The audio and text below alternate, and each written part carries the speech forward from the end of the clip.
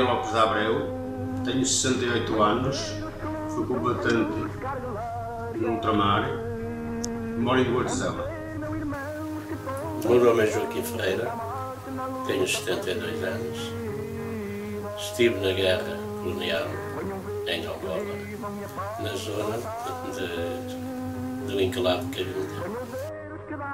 Sou Elísio Coelho Marques, tenho 68 anos, estive na guerra colonial de 1970 a 72. Joaquim da Silva Alves, vou fazer agora no dia 6, 80. Estive em Angola, em Moçambique. Em 1961 começou a Guerra Colonial. Ao longo do seu desenvolvimento foi necessário aumentar progressivamente a mobilização das forças portuguesas em todos os teatros de operações, de forma proporcional ao alargamento das frentes de combate. A guerra teve o seu fim a 25 de abril de 1974, com a Revolução dos Cravos em Portugal. Eu fui mobilizado para a tropa em maio de 1969.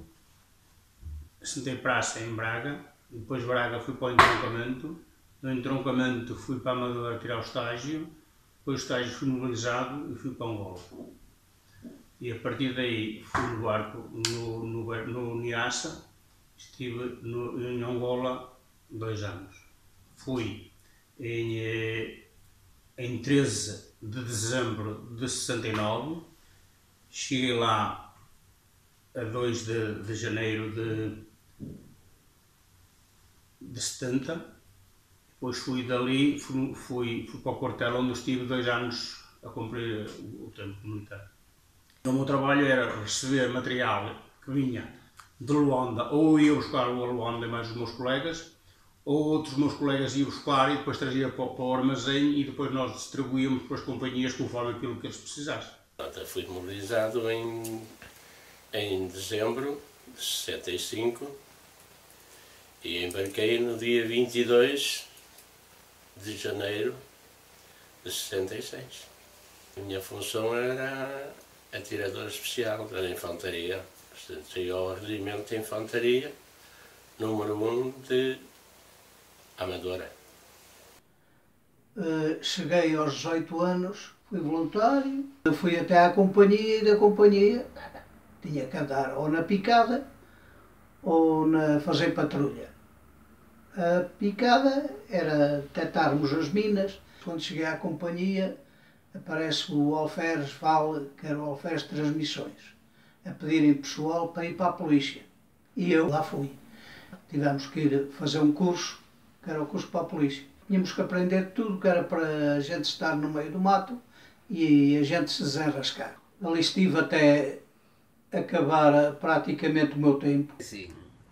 De 62 a 64 e meio estive em Moçambique. De 67 a 70 e meio estive em Angola. A guerra deixou memórias que os marcaram para sempre. As saudades da família, os traumas de guerra, as graves condições a que estavam sujeitos. Ultrapassaram tudo isto com um único objetivo: chegar a casa sãos e salvos. Foi um bocadinho duro, foi triste, porque, claro, quando vinham as cartas, a gente estava sempre a pensar que aquilo já tinha passado, que podia naquela altura ele já nem estar bem, porque as cartas, quando demoravam no correio, não é? E já não era notícia muito recente, e ficava sempre a pensar, não sei se já estará como diz aqui. E foi um tempo de sofrimento. Sentias saudades, claro, não é? Muitas, claro. Com o tempo fomos habituando, mas a saudade era de cada vez mais. E escrevias cartas Sim. para eles? Existia, nestes tempos, aerogramas, só para tropas, e as cartas. Aerogramas que eram fornecidos e oferecidos por o movimento feminino que existia nessa altura. Claro que é complicado deixar a família, os pais, neste caso a minha mãe e os meus irmãos, e a namorava já há 1 ano e tal. Mas foi difícil? Claro que foi difícil, tudo é difícil, mas isso, saber que vou e que posso não voltar, Tiveste amigos que não voltaram? Sim, alguns lá ficaram. E o que é que fazias para combater a saudade? Era escrever. No meio do caos que o conflito criava, existiam também momentos de convívio, como bailes e jogos. Tudo isto fazia esquecer as dificuldades que a guerra trazia. Íamos à noite, íamos até ao café, íamos ao cinema e depois também, noutras fases, jogávamos futebol salão à noite e era assim a nossa vida por lá. A aventura foi, nós juntámos todos, fizemos jantar lá no quartel. As festas sempre eram passadas assim dessa maneira, bem passadas até. Claro que não tínhamos a família, mas com os amigos que nós lá tínhamos, convivíamos à nossa maneira. Alguns momentos ficarão para sempre na memória dos que lá estiveram. Momentos que nunca serão esquecidos, visões que nunca serão apagadas. Muita canalha preta a andar por lá cheios de fome e de vez em quando nós íamos e levámos alguma coisa de mantimento lá para São João. O que mais me marcou foi numa visita que fomos fazer e levar material de guerra a outra companhia, que estava distanciada de nós 40 km, e depois de passar a fazer essa viagem de noite, até de madrugada, quando regressávamos ao quartel, pressentimos qualquer coisa na mata, mas não sabíamos o que ia acontecer.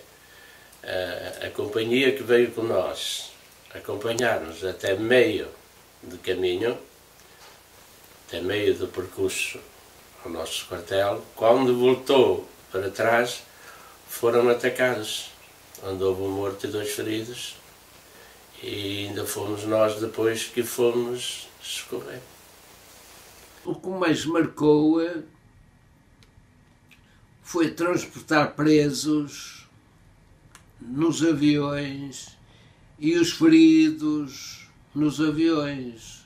Estava para me vir embora, apanhámos uma emboscada, mas só me raspou aqui uma no ombro, que ainda cá tenho o sinal, só queimou. Quando estive na companhia, íamos num carro, rebenta uma mina nas rodas da frente. Íamos lá umas 12 militares. Olha, havia lá um, ficou pendurado numa árvore. Para além dos conflitos armados, os soldados tinham ainda que enfrentar difíceis condições de sobrevivência. A alimentação e as condições climatéricas eram as principais dificuldades. Às vezes falhava a água, como falha por aqui, não é? E nós tínhamos, já de prevenção, água armazenada em bidões de 200 litros de água, mas dentro de bidões de chapa, para tomar banho e até beber delas, quando não havia mais nada, até dessa água se bebia. Quando havia das outras íamos comprar também, mas se não houvesse mais nada, até dessa água se bebia. Quando a comida era fraca, que na tropa a comida nem sempre é bem boa, o que é que eu fazia? Tinha lá um colega meu, que era o tal Cabo, e pedia-lhe um cacete, como tinha 100 bananas dentro por cima da minha cama, ia chegar lá, tinha 2 ou 3 dentro de um cacete e era a minha refeição. Antes queria comer um cacete com 2 ou 3 bananas lá dentro do que comer aquela comida. Não havia muita pobreza, mas eu percebia-me que nas machombas, lá no mato, que havia muita pobreza. As madrinhas de guerra foram criadas para dar apoio moral aos soldados portugueses. Tentavam tornar a vida dos combatentes um pouco menos dura, dando-lhes palavras de conforto e apoio através de cartas que lhes escreviam.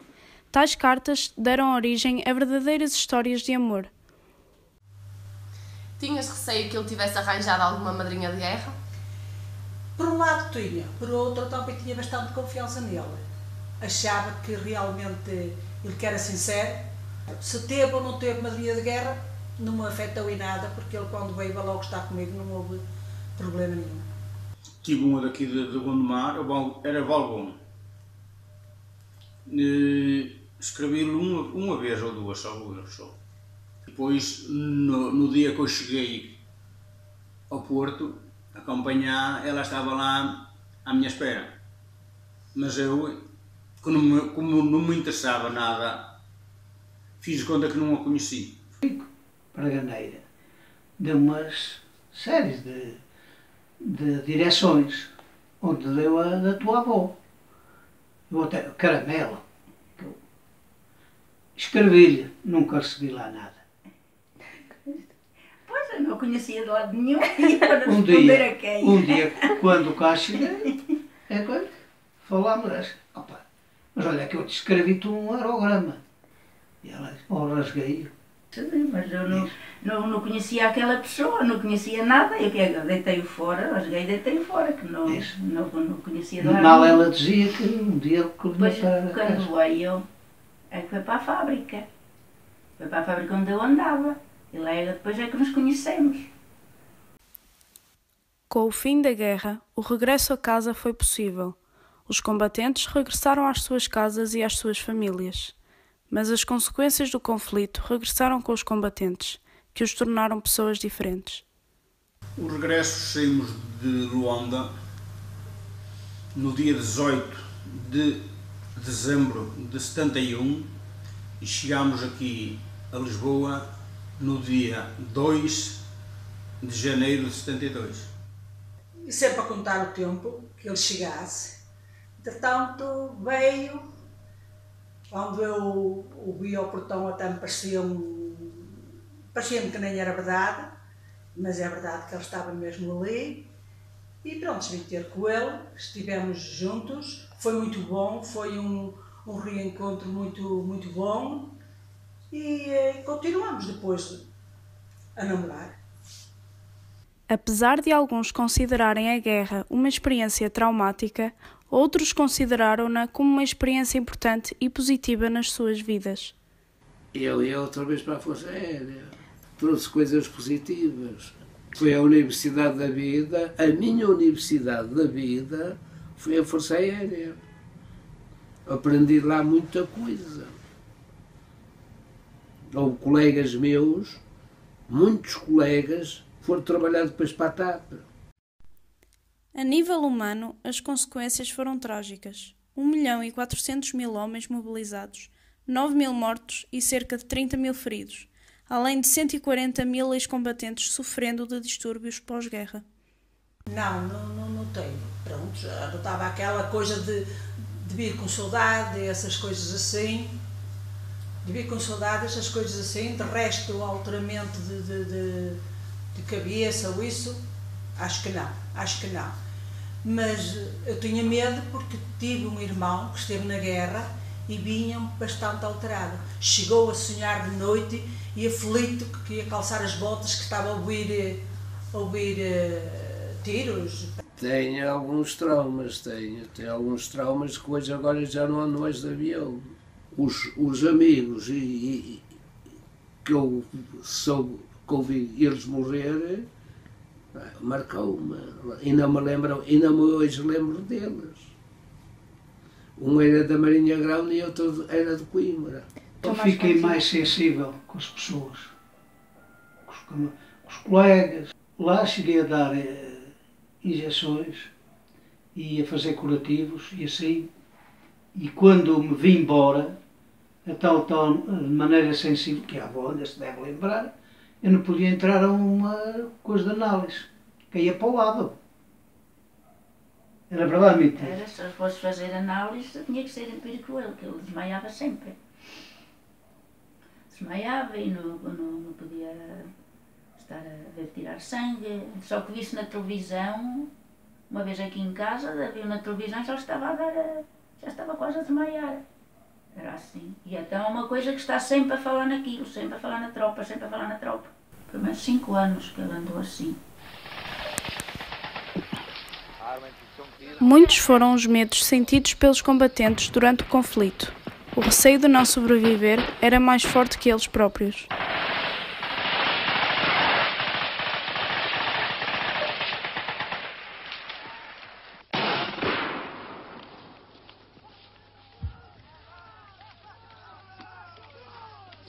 Havia algumas missões que eu tinha medo, que que às vezes os turras nos atingissem nos aviões.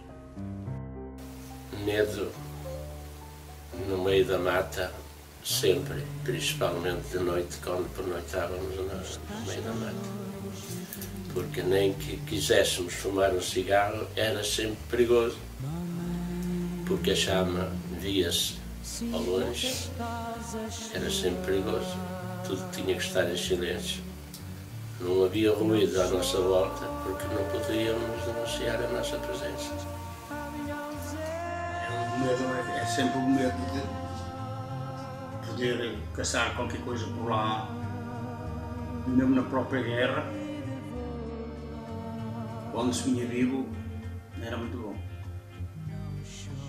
Estamos a falar em voz, ou nisto ou naquilo, quando está, ou isto ou aquilo, já chora, chora ele, choro eu, é assim, olha, mas ele chora muito fácil.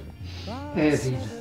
Ou que seja por isso, ou que seja por outra coisa, ele chora muito fácil, mas quantas vezes eu raio, mas assim já estás assim, ou assado. Daqui a pouco lá embaixo. Tenho lá dentro.